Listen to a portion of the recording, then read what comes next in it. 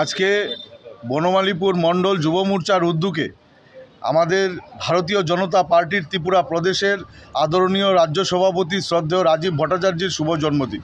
এই জন্মদিন উপলক্ষে আজকে বনমালীপুর মণ্ডলের 25 নম্বর ওয়ার্ডের অন্তর্গত শিব গোরক্ষনাথ মন্দির প্রাঙ্গণে আমরা আজকে সকাল থেকে বনমালীপুর মণ্ডলের সকল কার্যকর্তারা মিলে আমরা স্বচ্ছ ভারত অভিযান করি, মন্দিরের প্রাঙ্গণ পরিষ্কার করি এবং মন্দিরের ভেতরের আমরা সমস্ত কিছু আমরা আজকে পরিষ্কার করি। আমাদের বার্তা একটাই যে নরেন্দ্র মোদীজির যে স্বপ্ন স্বচ্ছ এক ত্রিপুরা শ্রেষ্ঠ ত্রিপুরা, এক ভারত শ্রেষ্ঠ ভারত, এই স্বপ্নকে বাস্তবায়িত করার লক্ষ্যে আজকে আমাদের রাজ্য সভাপতি শ্রী রাজীব ভট্টাচার্যের জন্মদিনকে সামনে রেখে আমাদের আজকের এই বার্তা।